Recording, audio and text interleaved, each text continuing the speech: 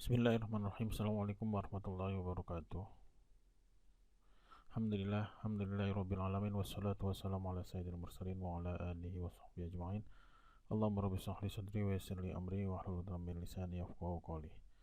Raditu billahi rabbah wa bil islami dina wa Muhammadin nabiyya wa rasulah. Rabbi zidni ilma warzuqna fahma. Amin ya rabbal alamin. Baik, untuk sesi hari ini, sesi sekarang kita akan membahas tentang estimasi parameter.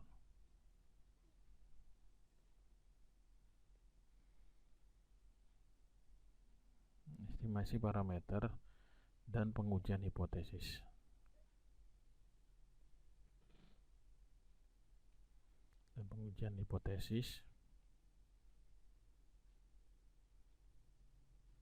Nah, yang kita akan mulai adalah tentang estimasi parameter. Nah, sebelum kita masuk ke estimasi parameter, kita akan masuk ke apa sih statistika inferensial itu. Pengantar statistika inferensial. Apa sih statistika inferensial itu? Nah, kita telah membahas sebelumnya tentang apa statistika deskriptif. Nah, statistika deskriptif adalah statistika yang berkenan dengan pengumpulan, pengolahan, penganalisaan, dan penyajian sebagian atau seluruh data tanpa pengambilan kesimpulan. Contoh, seorang dokter mempunyai diagnosa terhadap suatu penyakit berdasarkan data hasil pemeriksaan tekanan darah, suhu, warna kulit, denyut nadi, dan gambaran deskriptif tentang keluhan mengenai keadaan pasien. Seandainya dari hasil pemeriksaan ini diperoleh data bahwa si pasien memiliki tekanan darah 160/90, suhu badan 40 Celcius, warna kulit merah, dan keluhannya panas meriang, apakah dokter yang bersangkutan dapat membuat kesimpulan secara meyakinkan bahwa si pasien terjangkit penyakit demam berdarah? Nah, di sini jawabannya tentu saja tidak boleh, karena terdapat beberapa penyakit yang ciri-cirinya sama atau hampir sama.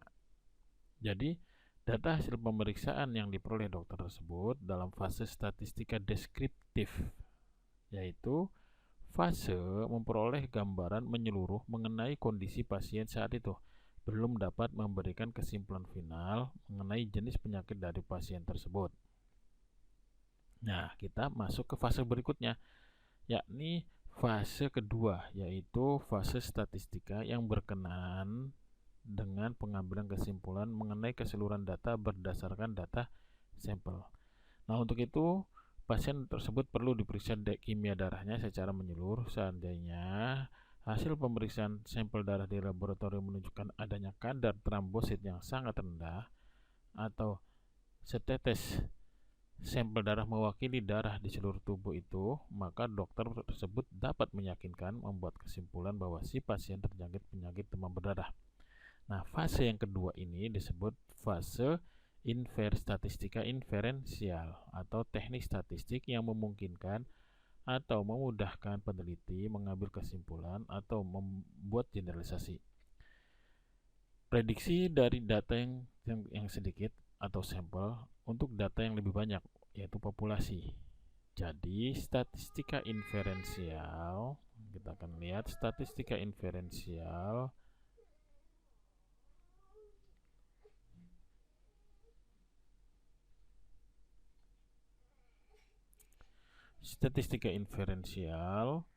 adalah statistika yang digunakan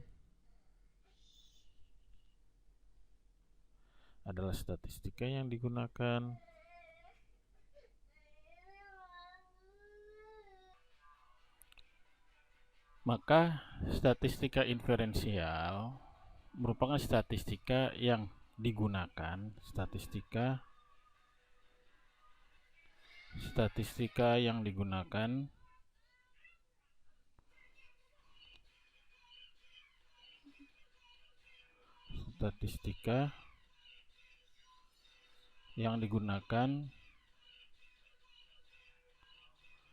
digunakan untuk membuat kesimpulan kesimpulan. Nah, kesimpulan tentang sesuatu yang besar, yakni populasi.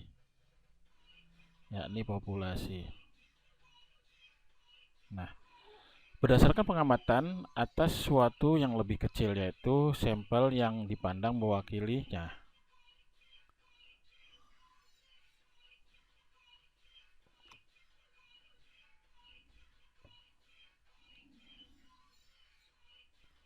Populasi berdasarkan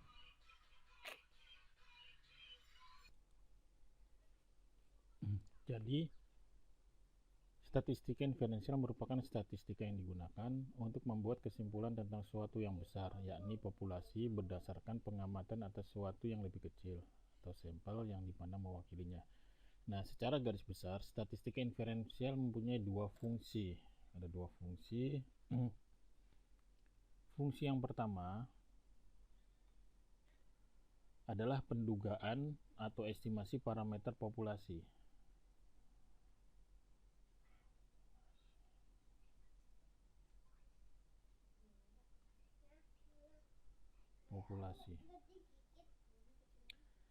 Yang kedua adalah pengujian hipotesis berdasarkan data sampel.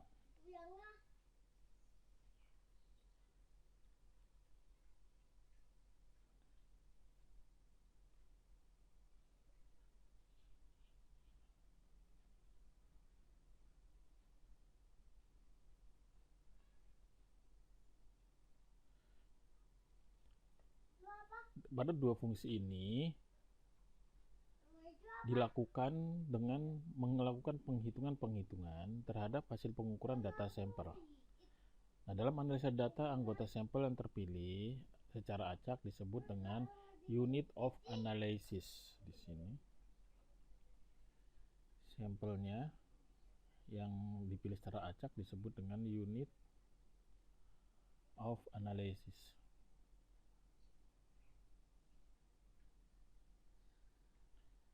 Karena sampel tersebut merupakan unit-unit yang dilakukan analisa terhadap sesuatu yang mewakili populasi. Baik, berikutnya dalam pembahasan estimasi parameter dan pengujian hipotesa, kita akan membahas tentang populasi dan sampel terlebih dahulu. Kita ambil sini populasi dan sampel.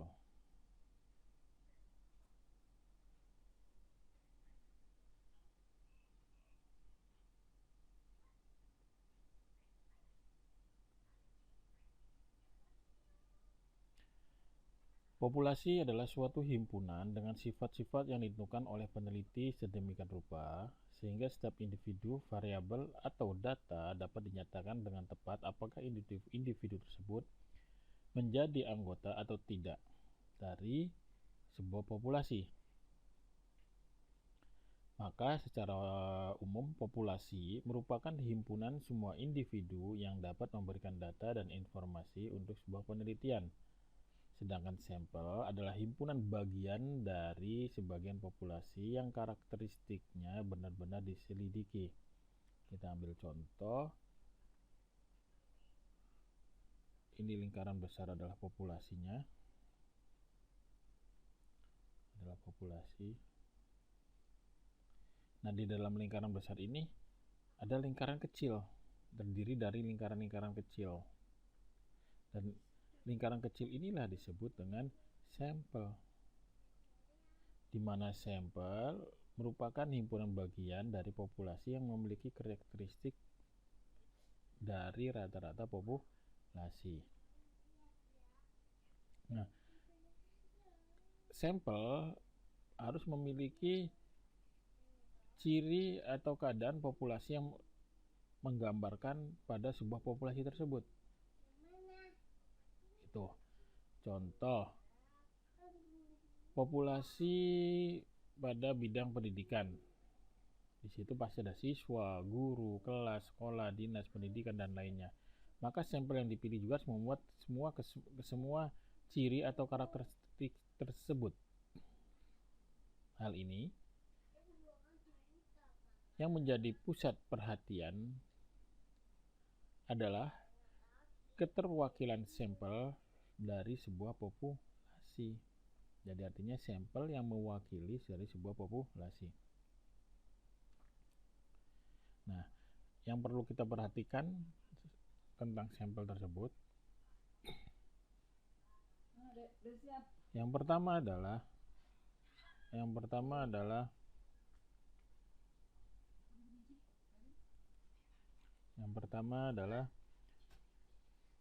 sampel yang mewakili populasi harus diambil secara acak sedemikian rupa sehingga setiap anggota populasi mempunyai kesempatan yang sama untuk menjadi sebuah sampel. Yang pertama adalah sampel yang mewakili populasi harus diambil secara acak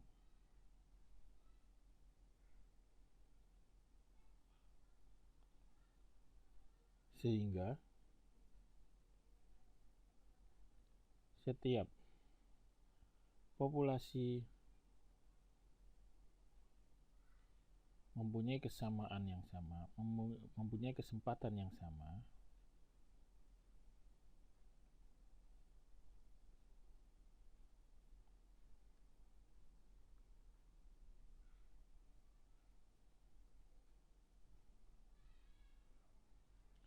untuk menjadi sampel.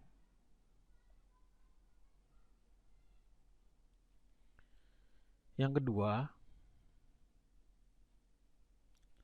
jumlah populasi yang terpilih ditentukan oleh besarnya populasi dan keragaman dari populasi. Tulis.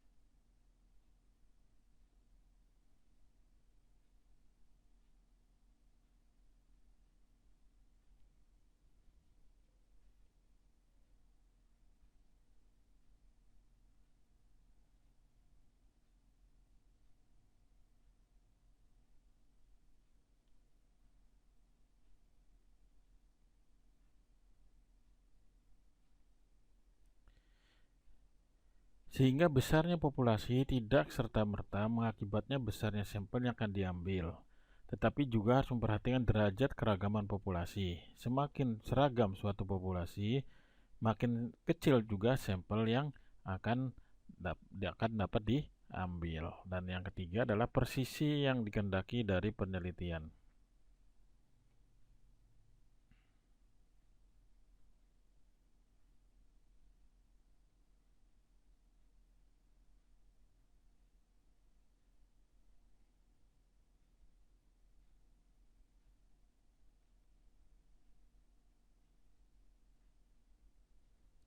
Makin tinggi presisi yang dikehendaki, makin besar sampel yang dibutuhkan. Karena sampel yang besar cenderung memberikan estimasi yang lebih dekat ke nilai parameter. Misalnya pada kasus sensus, presisi menjadi mutlak karena nilai estimasi sama dengan nilai parameter. Dan yang terakhir, yang keempat adalah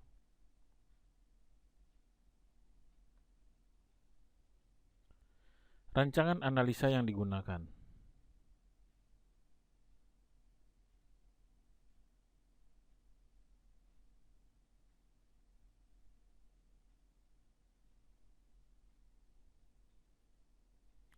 Beberapa rancangan analisa mensyaratkan besar sampel yang digunakan. Misalnya pada rancangan penilaian eksperimen murni dianggap cukup dengan mengambil sampel 25 subjek.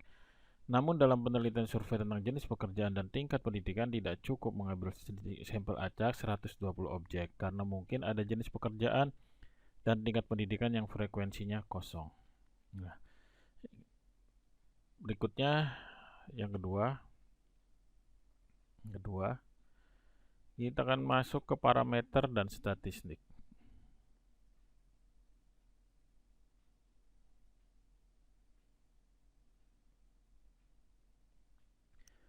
Pengumpulan data bertujuan untuk menarik kesimpulan tentang populasi dari mana sampel itu diambil. Di dalam suatu populasi terdapat satuan-satuan ukuran kuantitatif yang disebut parameter. Selanjutnya, di dalam sebuah sampel acak terdapat satuan-satuan kuantitatif yang disebut dengan statistik. Berikut ukuran-ukuran dalam populasi dan sampel kita akan buat dalam tabel berikut. Tabel 6, kita lihat di sini.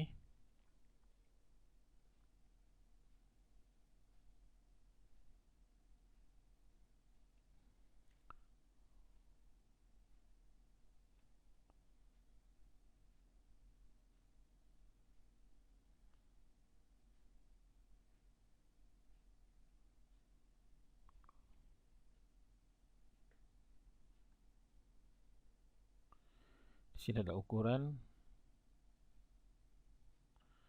di sini adalah populasi,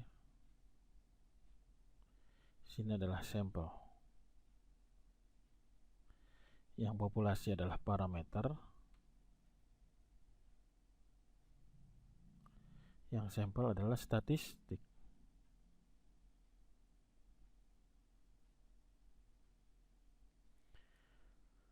Untuk rata-rata,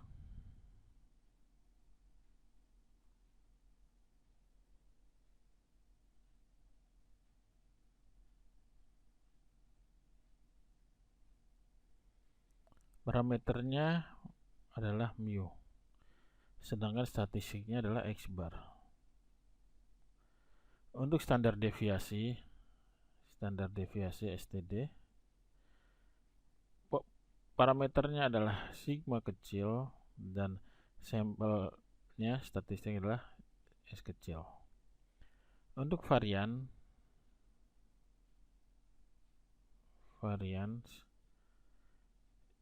sigma kecil kuadrat, sampel kuadrat, S kecil kuadrat. Untuk korelasi,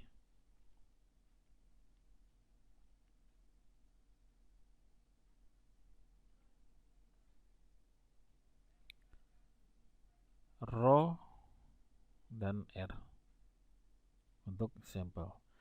Untuk proporsi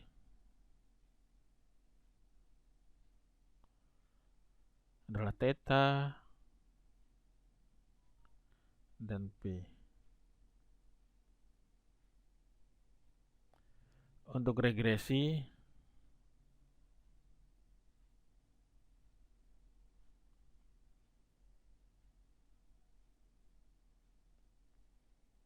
adalah beta dan B.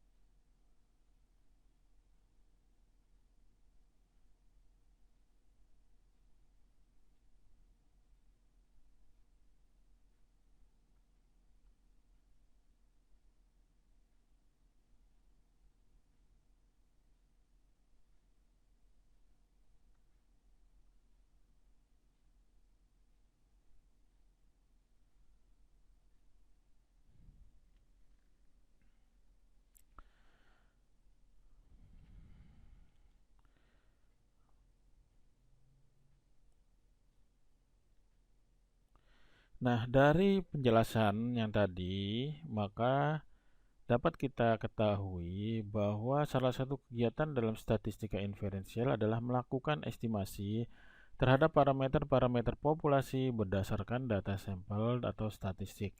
Kegiatan penting lainnya adalah pengujian hipotesis berdasarkan data sampel untuk mengeneralisasi populasi. Baik, selanjutnya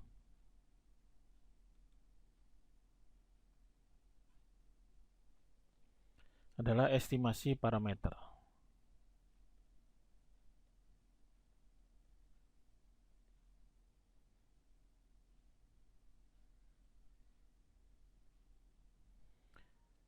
Pada dasarnya, kesimpulan tentang populasi dinyatakan dalam bentuk estimasi atau pendugaan terhadap satu atau beberapa parameter.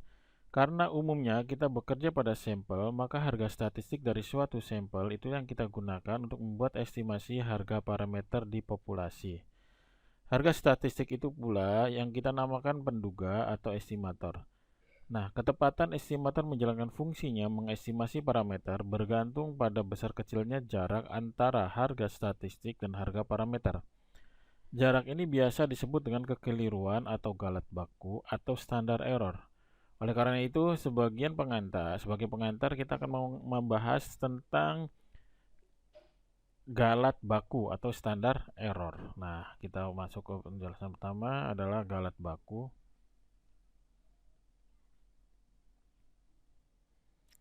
Atau standar error.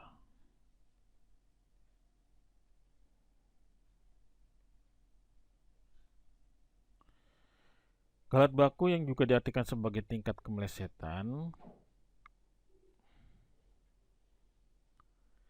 dijelaskan bahwa semakin kecil galat baku, maka semakin kecil tingkat kemelesetan sehingga tingkat keyakinan atau kepercayaannya dari hasil estimasi terhadap parameter populasi semakin tinggi. Nah, berdasarkan teorema limit sentral yang telah dibahas sebelumnya, yaitu tentang penjelasan bab kelima, bahwa menunjukkan rata-rata dari distribusi rata-rata sampel acak akan sama dengan rata-rata populasi atau nilai harapan dari rata-rata X bar atau ditulis dengan mu X bar. Nah, kita lihat rata-rata dari distribusi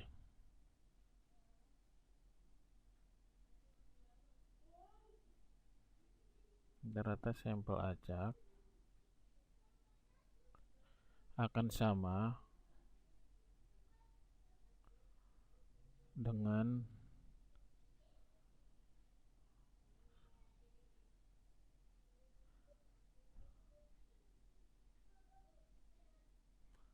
dengan rata-rata populasi.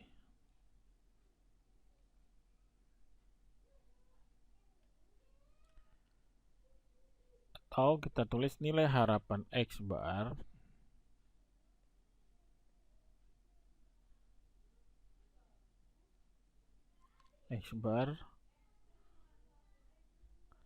atau kita tulis dengan mu X bar standar deviasi dari distribusi rata-rata sampel sama dengan kekeliruan baku dari X bar yang biasa ditulis dengan persamaan di mana sigma kecil X bar yakni standar deviasi dari distribusi rata-rata sampel sama dengan kekeliruan dari X bar yang dihitung sama dengan standar deviasi pada parameter dibagi standar deviasi dibagi jumlah sampel. Dengan demikian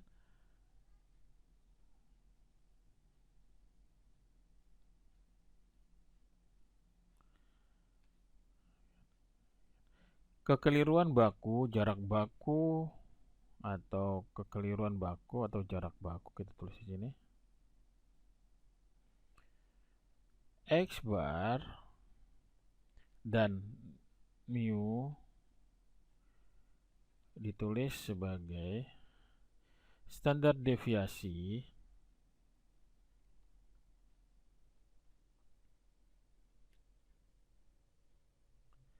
rata-rata sampel sama dengan standar deviasi dibagi akar dari jumlah sampel. Dan ini merupakan galat baku rata-rata populasi dari nilai harapan X bar yang disebut dengan standar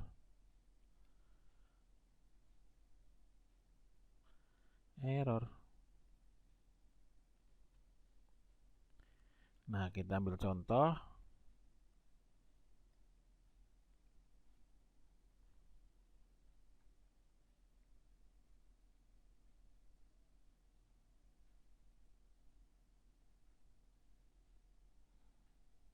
Enam titik satu.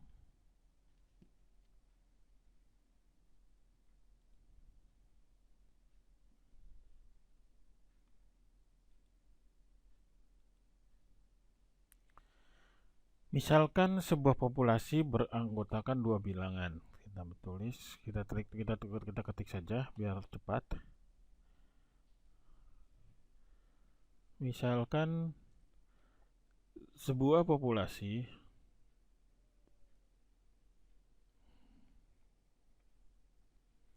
beranggotakan dua bilangan, yaitu bilangan 3 dan 5, dan akan dibuat distribusi rata-rata sampel berukuran 3,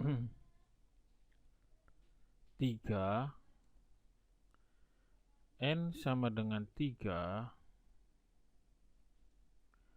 perlihatkan bahwa rata-rata dari distribusi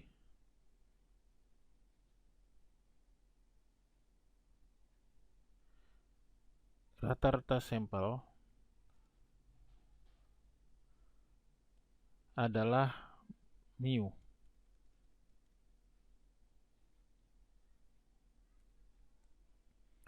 Kemudian tentukan galat bakunya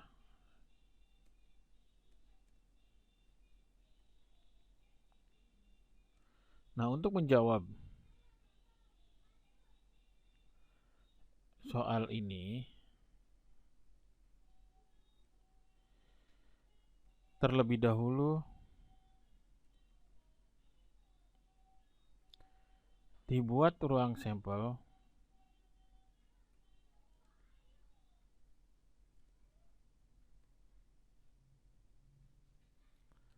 dengan teknik diagram pohon.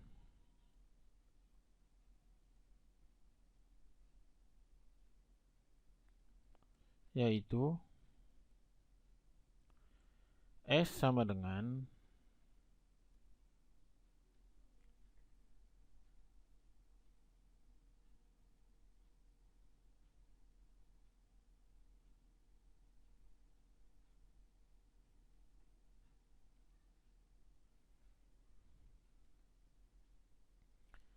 tiga, tiga, tiga,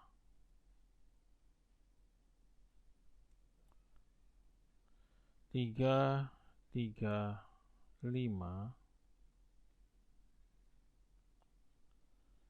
tiga, lima, tiga,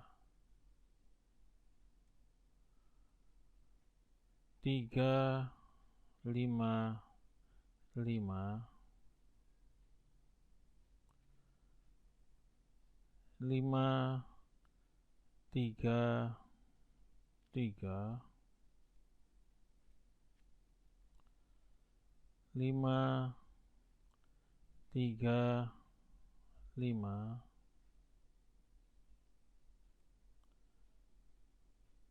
lima, lima, tiga,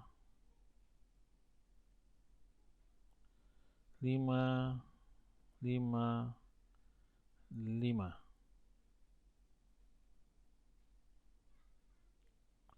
Maka hasil perhitungannya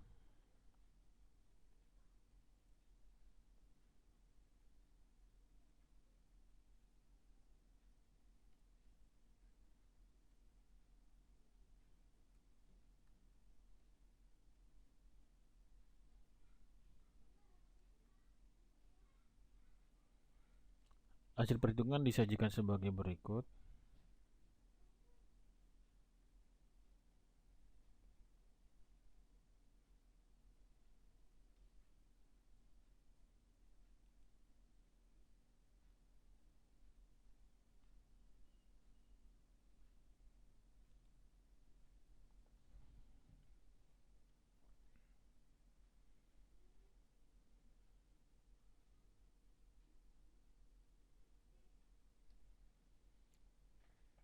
Kita ambil datanya. Di sini datanya adalah ini rata-rata sampel.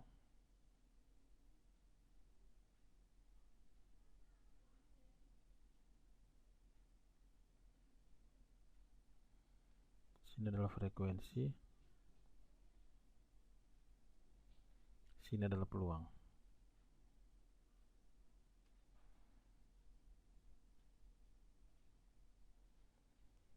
Maka yang pertama,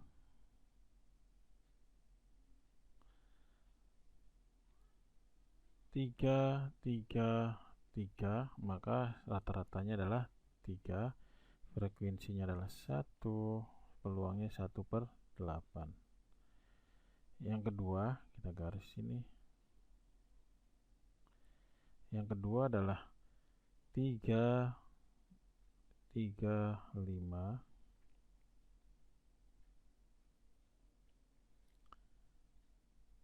Berikutnya adalah 3, 5, 3. Berikutnya adalah 5, 3. Maka rata-rata sampelnya adalah 3,667. Frekuensinya adalah 3. Maka peluangnya adalah 3/8. Berikutnya adalah 3, 5, 5. Berikutnya adalah 5, 3, 5.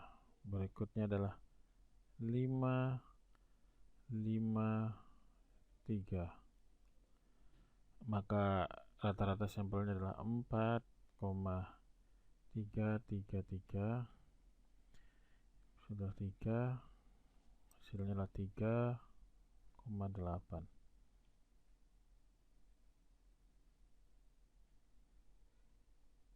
Berikutnya adalah 5, 5, 5. Rata-rata sampelnya adalah 5, frekuensinya adalah 1, peluangnya adalah 1/8. Kita akan tarik jumlah.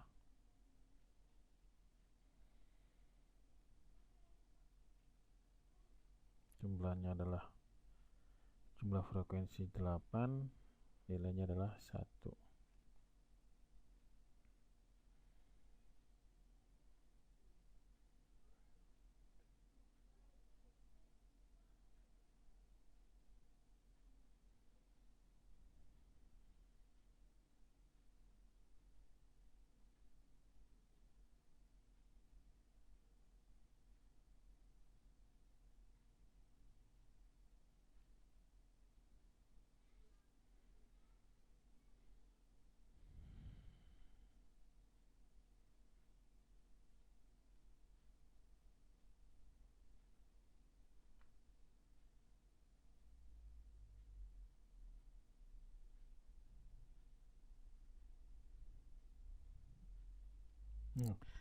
Dari tabel di atas dapat ditentukan rata-rata distribusi, rata-rata sampel, di mana X bar sama dengan 1 kali 3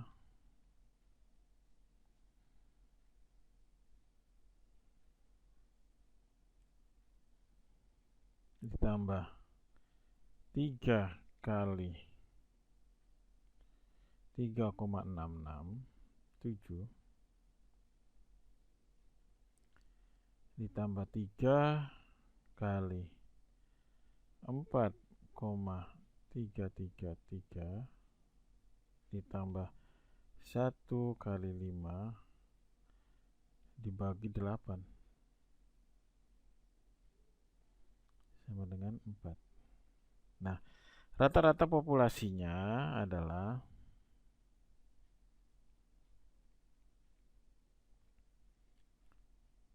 mu sama dengan 3 plus 5 dibagi 2 sama dengan 4. Sedangkan standar deviasi populasinya, standar deviasi populasi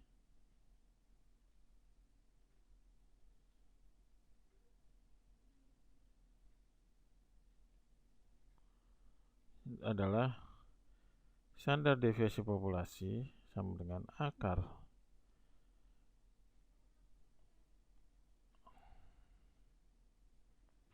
penjumlahan dari X pangkat 2 per N, di mana penjumlahan X pangkat 2 X pangkat 2 sama dengan penjumlahan atas X pangkat 2 dikurangkan penjumlahan atas X pangkat 2 bagi N sama dengan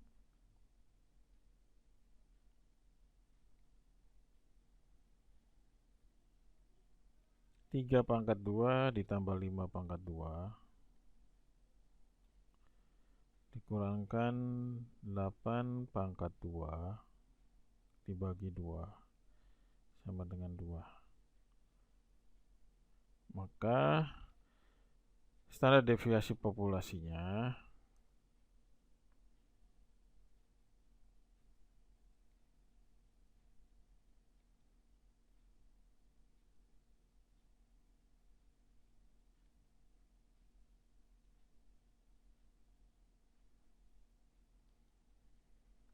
adalah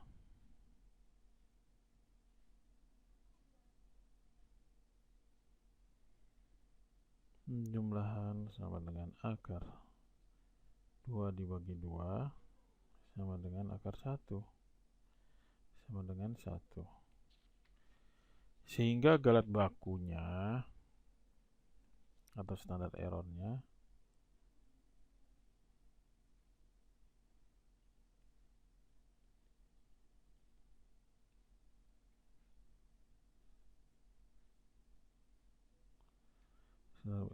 galat bakunya adalah di mana sigma x bar sama dengan sigma dibagi akar N sama dengan 1 dibagi akar 3 sama dengan 0,557. Nah, dari contoh sederhana di atas terlihat bahwa rata-rata membentuk distribusi peluang di mana rata-rata dari rata-rata sampel adalah sama dengan rata-rata populasi.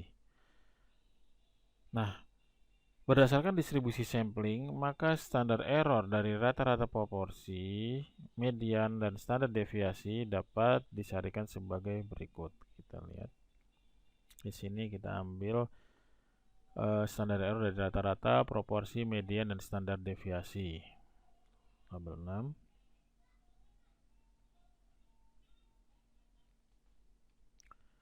Formula standar error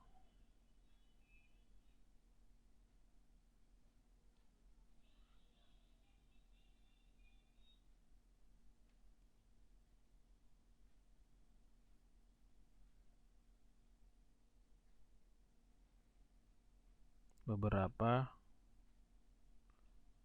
parameter.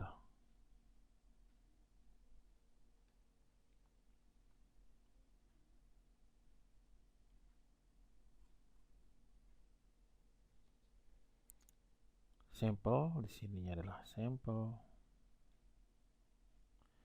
Di sini adalah parameter.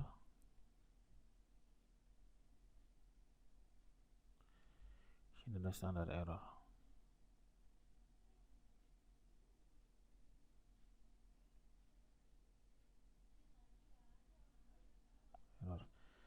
Untuk n sampel lebih besar atau lebih besar atau sama dengan 30, untuk 1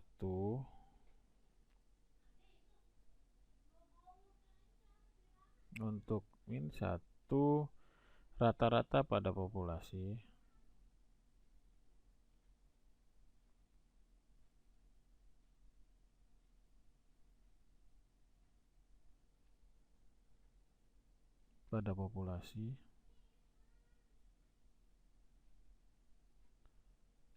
terbatas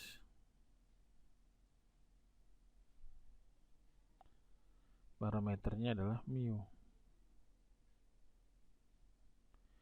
Standar deviasinya adalah sigma kecil X bar X rata-rata sama dengan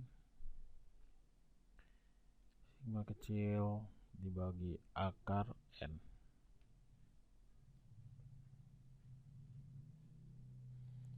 Berikutnya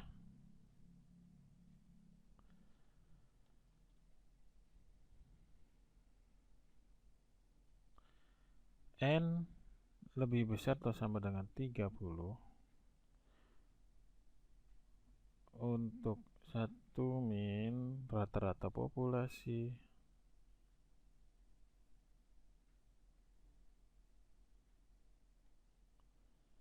dengan sampel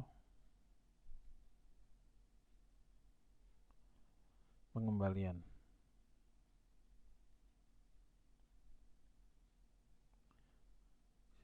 Mu dengan standar error sigma X bar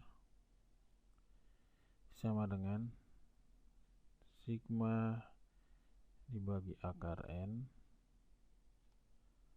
kali akar N min N kecil dibagi N besar min 1.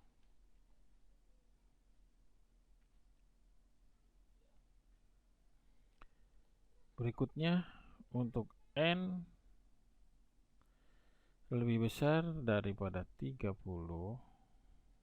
untuk 2 rata-rata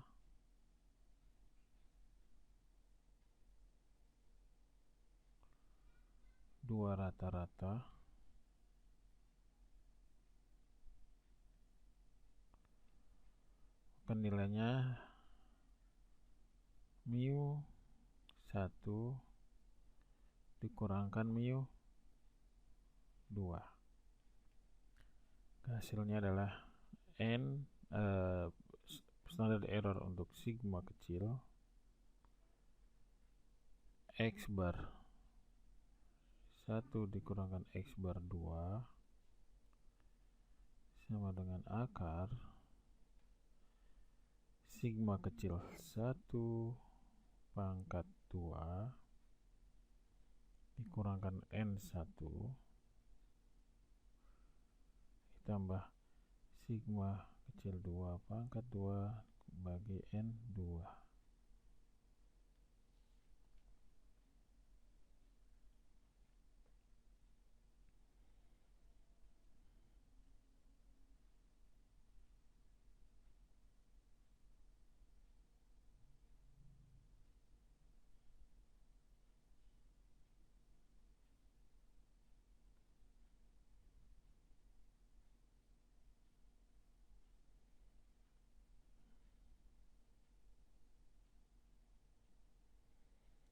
Berikutnya adalah N lebih kecil dari 30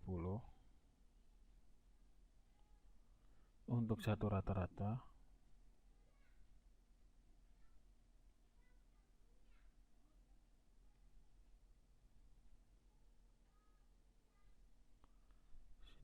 mu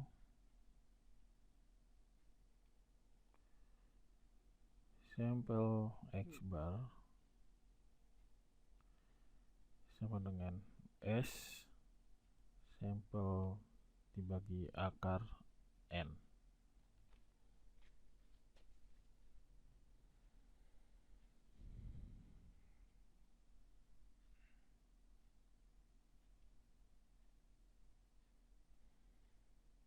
Berikutnya,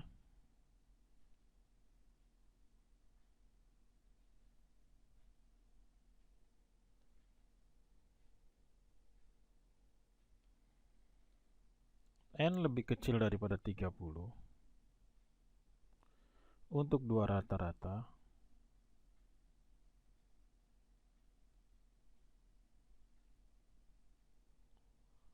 maka notasinya penurusan parameternya adalah mu2 dikurangkan mu1 dikurangkan mu2.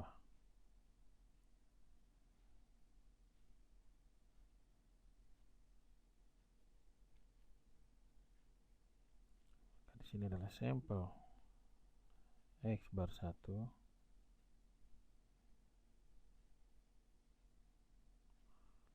X bar 2 sama dengan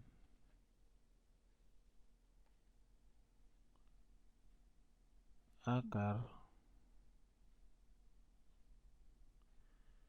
N1 min 1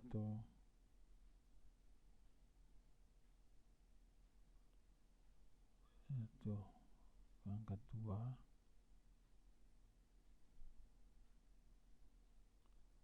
N2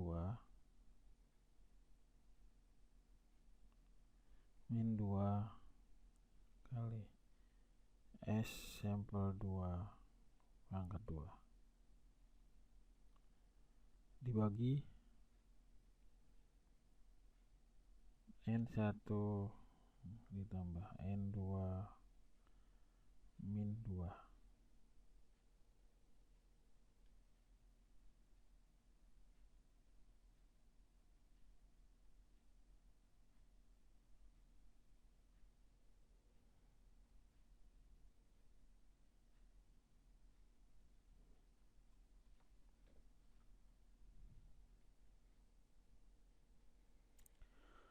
Untuk satu proporsi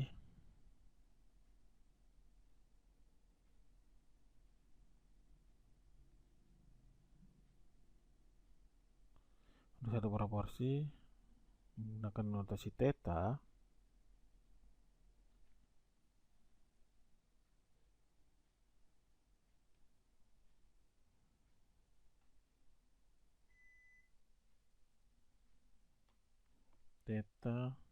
sampel rho sama dengan akar P kali Q dibagi N.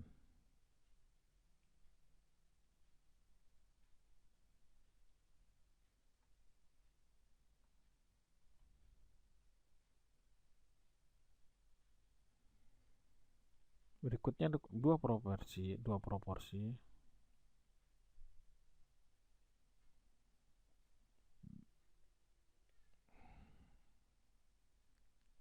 adalah theta 1 dikurangkan theta 2. Untuk standar errornya S sampel rho 1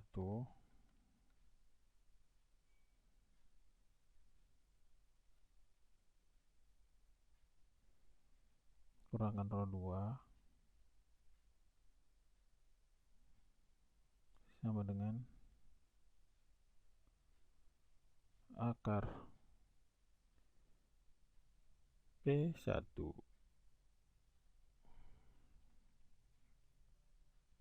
kali Q1 dibagi N1 ditambah P2 Q2 dibagi N2.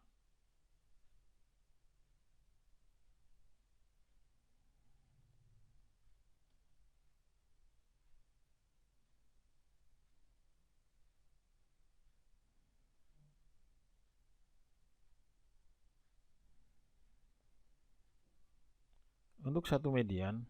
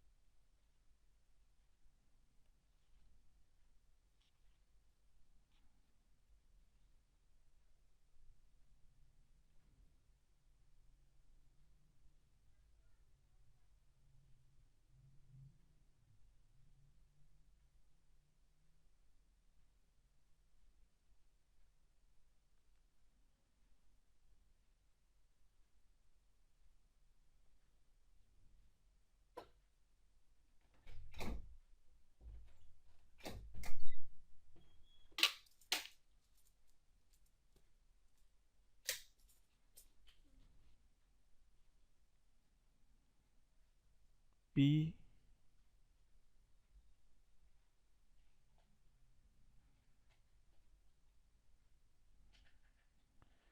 standard error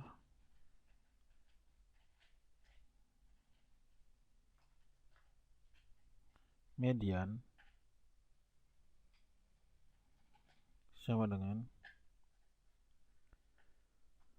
1,253 kali sampel dibagi kar N.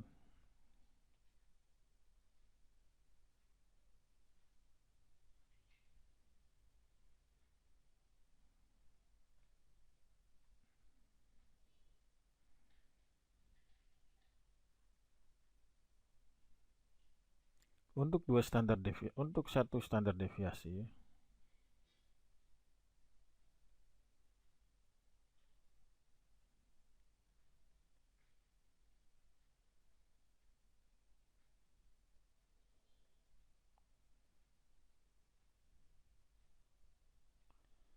sigma kecil, standar error dari standar deviasi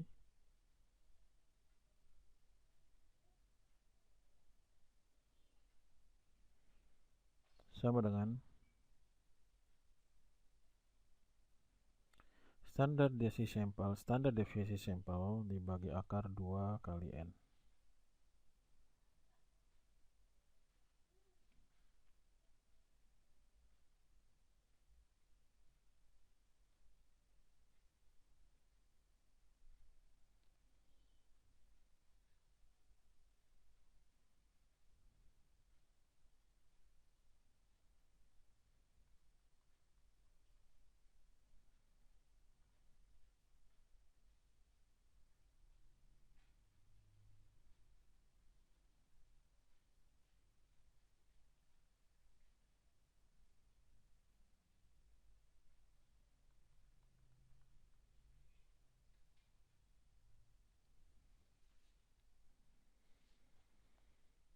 Nah, keterangannya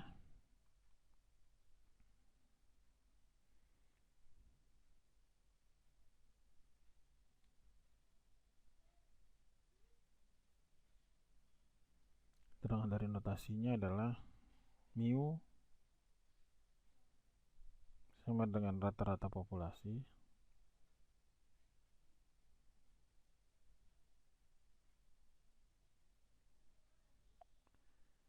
theta proporsi populasi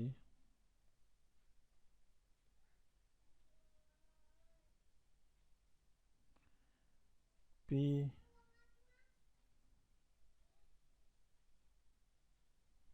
adalah median populasi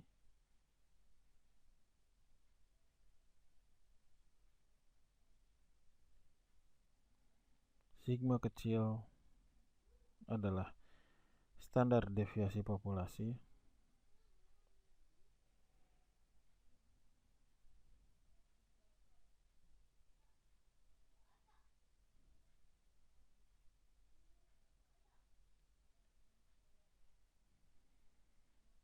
S adalah standar deviasi sampel.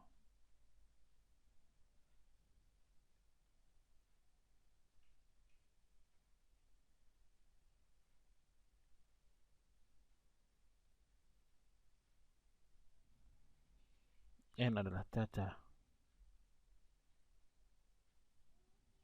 populasi.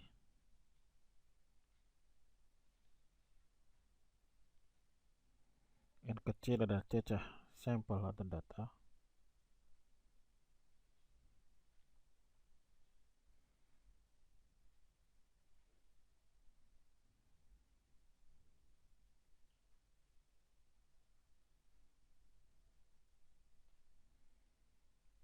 P adalah proporsi sampel.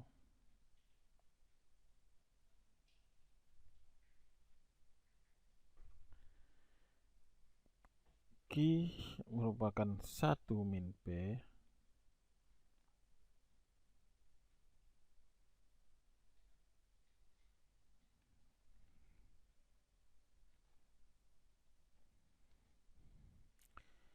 Sigma kecil X bar merupakan standar error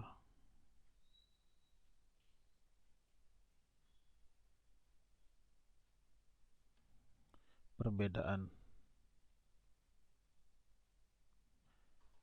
satu rata-rata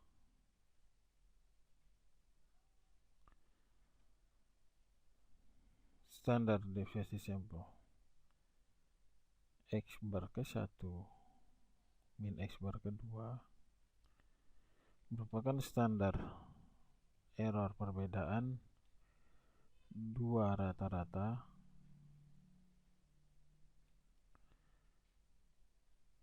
SP sama dengan standar error satu proporsi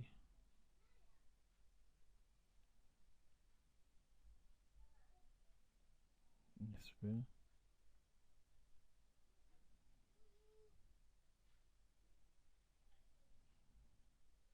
satu min proporsi 2 merupakan standar error 2 proporsi standar error median sama dengan standar error median. Berikutnya adalah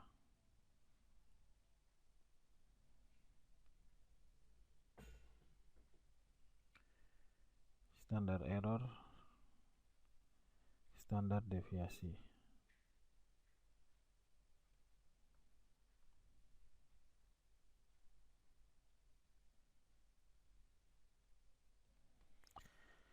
Kita ambil contoh.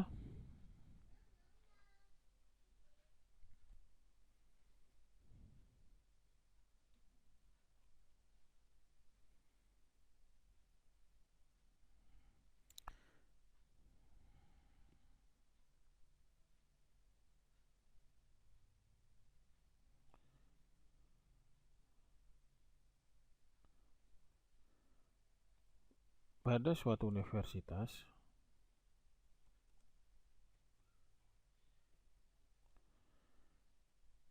terdapat 800 mahasiswa.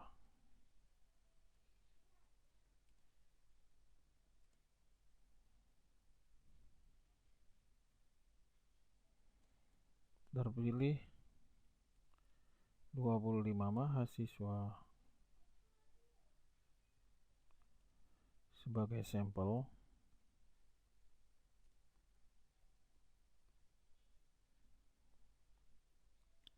Hasil perhitungan data sampel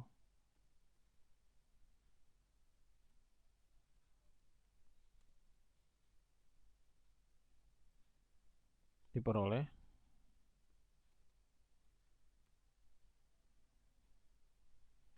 sampel sama dengan 4,08. Tentukan standar error rata-rata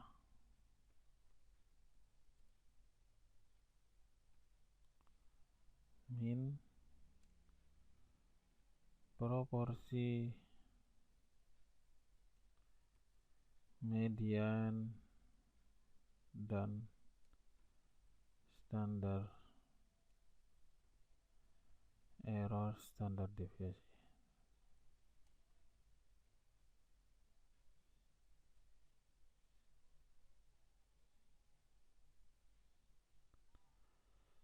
Standar deviasi.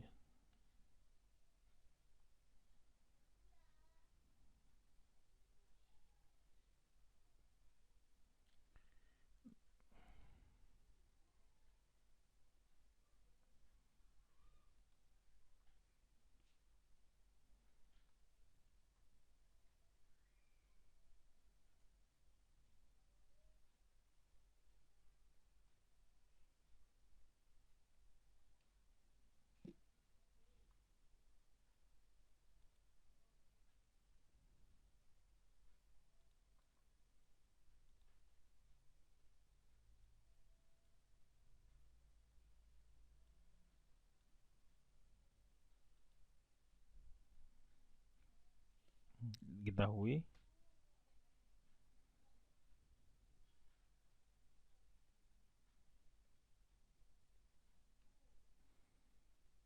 P sama dengan 25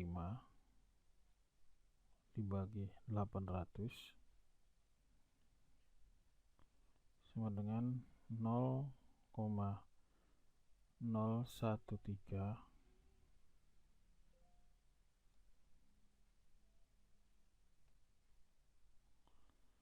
0,0313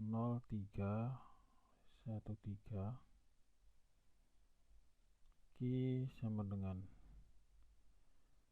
0,987 sehingga diperoleh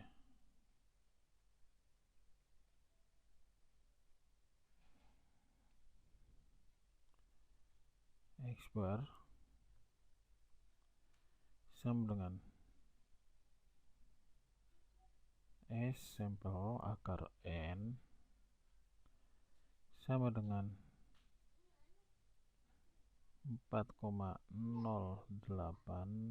dibagi akar 25 sama dengan 0,1816 merupakan standar error min.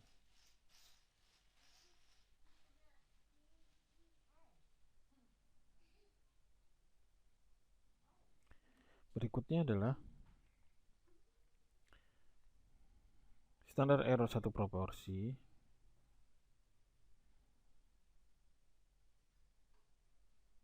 sama dengan P kali Q per N sama dengan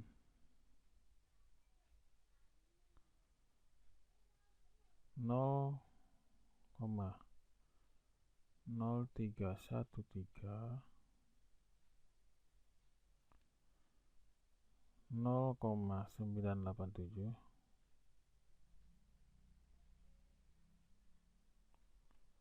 dibagi 200 dibagi 800 sama dengan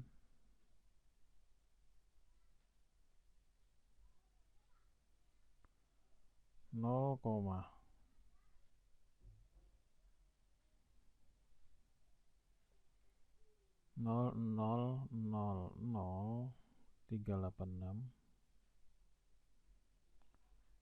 Ini merupakan standar error proporsi.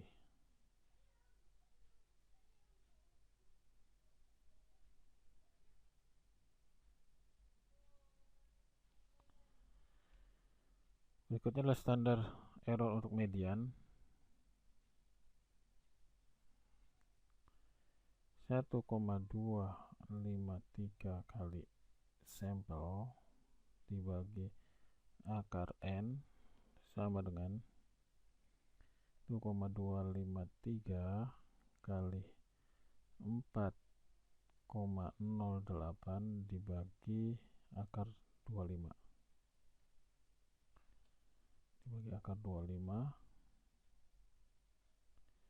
sama dengan 1,022.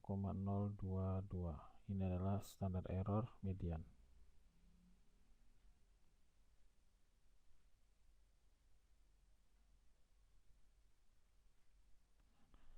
Berikutnya adalah standar error untuk sampel, standar error untuk standar deviasi,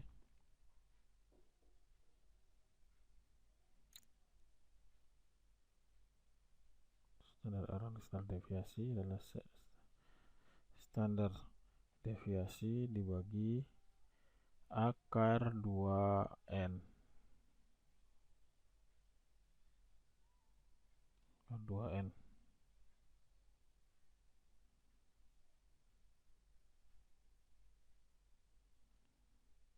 sama dengan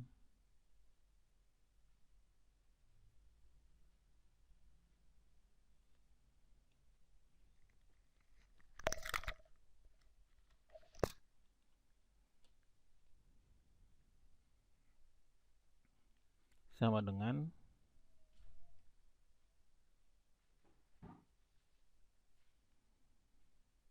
4,08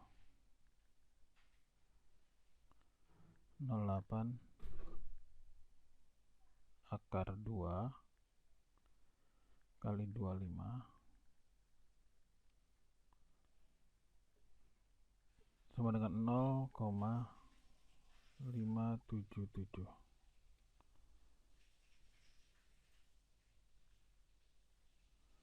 Standar error median. Standar error standar deviasi.